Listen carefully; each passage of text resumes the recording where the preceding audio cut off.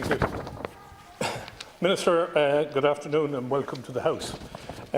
Minister, it's ironic that we're debating this matter on the very day when the headline in the Irish Independent revealed TDs in line for pay rise to push their wages back over 100,000.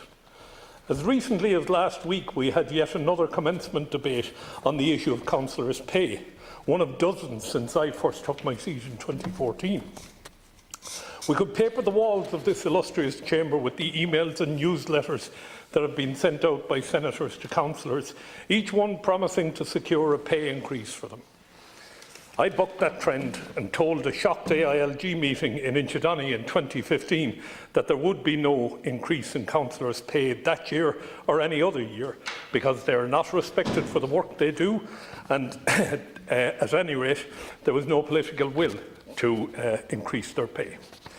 I was told then by the President of the AILG, who is now a Minister of State, that there was no room for people like me with solo runs on the matter, and the matter would be handled by government. That was 2015. I was stunned by this because I was the first person to raise the issue of councillors' pay in the Seanad in 2014, soon after the local government reform programme was rolled out. Many at that time told me I should not have spoken publicly about politicians' pay. Why? Should we only deal with these issues in back rooms out of sight of the taxpayer? Councillors work hard for their communities, and as such they're entitled to a decent salary.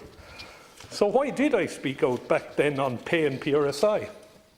I did so because it was immediately obvious to me that the Local Government Reform Act of 2014, putting people first, had put councillors last, and because of the reforms it greatly increased the workload of councillors and the distances they had to travel across their constituencies. I'm a committed trade unionist and I subscribe fully to the mantra, if you do more work you get more pay. If I've learned anything over the last 6.5 years, it's that as constituents, councillors are treated appallingly by government members, and it takes a court case or some other metaphorical gun to the head to get results. In 2016, I was rapporteur for Class K PRSI at the Education and Welfare Committee. This PRSI class is charged at 4%, the same as Class A, but there are absolutely no benefits for it. I'd raised the matter through commencement debates in the Seanad, but government were unwilling to act on this. So I assembled a group of county councillors who were willing to take a massive risk of costs and take a constitutional challenge to the High Court against having the Class K PRSI. The challenge, which resulted in the government changing councillors' pay PRSI to Class A, was the outcome.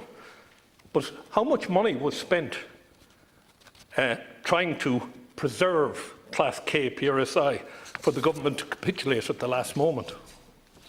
It's deeply regrettable that this has been the only major achievement for councillors' terms and conditions in all those years, and it would never have happened if those brave councillors who joined with me hadn't moved on it in the first place.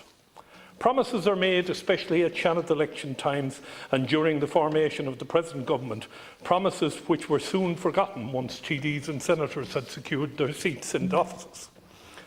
As someone who came to this House from outside the political establishment, I find it disgusting, and I applaud councillors for their patience, particularly with their own political parties. I'm horrified every time I hear a government senator call on the minister to resolve the issue of councillors' pay. That's window dressing of the worst kind. As one councillor said to me, do they think we're all stupid enough to believe a word of it? Over the last 6.5 years, Fianna Fáil have blamed Fine Gael for this failure, and now we have Fianna Fáil and Fine Gael in power since this time last year, and still nothing has been done. If there's any reason for this unforgivable heel-dragging, it can only be cowardice. We have political parties afraid to upset the public by giving pay increases to those on the lowest rung of the ladder, but arguably the most important step on the political ladder. However, as is evident from today's paper, they are not afraid to accept pay increases and increased numbers of ministerial positions and advisers themselves. It really smacks of pulling the ladder up behind them. In 2018, the long-awaited Moorhead report was published. Some of the report's 10 major recommendations have been contentious, particularly those relating to pay, allowances, expenses and pension entitlements. I acknowledge the difference of opinion on how best to remunerate councillors for their work, but this cannot be used as an excuse to delay. It's now 2021 and the commitment in the programme for government to implement the pay element of Moorhead is fast approaching. Can you confirm for us today, Minister, if what was reported in the media is true? Has Cabinet signed off on the proposals which we're told you brought to Minister McGrath before Christmas? I'm certain that your reply is eagerly awaited by the hundreds of councillors who are watching this today.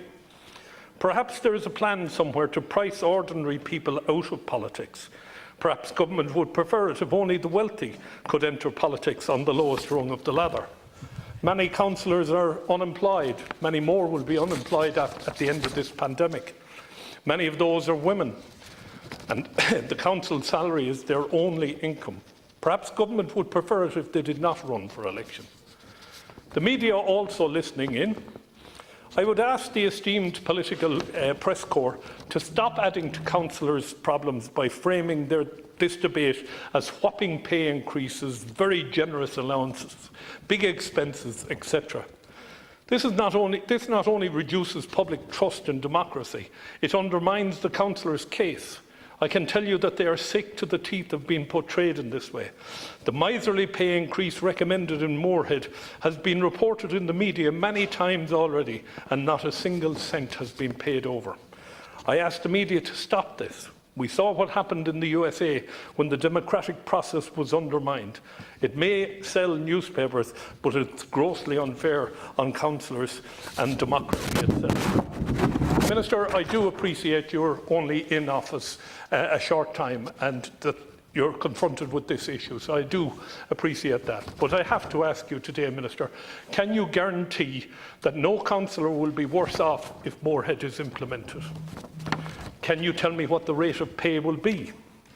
Will the payment match a grade in the public service, or will the payment be linked to the pay of senators and TDs? If the payment is linked to a public service grade, will it track that grade always? Will there be an incremental scale, or will the payment be a flat payment? When precisely will this payment commence? Will the pay be retrospective, as was promised, back to the date of the last election? Will you, Minister, remove the requirement for travel accumulation for councillors as recommended by the Moorhead report? For example, many councillors are travelling massive distances for council meetings, but they're also members of ETBs, they're members of the Health Board, and they have various other public services that they're involved with. And this is becoming a massive problem and a disincentive to having them involved in these particular organisations. Minister, those are the questions that have been put to me over the last few days by county councillors from all parties and none. I really do think it is most regrettable that we're standing here today, 6 years later, and nothing has been done. County councillors, not only are they the go-to people in local authority areas, but they work extremely hard. They are committed to their communities, they're committed to their own political parties, and at a time of election they are the foot soldiers of political parties. We should not be embarrassed about arguing the case for pay for county councillors. They deserve what they're getting. We reduced the numbers greatly in 2014 and we increased the area. So I do believe that it is time that we took on board the difficult task of getting the remuneration correct for them, get them paid, get them looked after. There are a number of other things that I might bring up a little bit later on, but as for now, I think I'll hand over to my colleague, Senator Keoghan. Thank you very much indeed, Minister.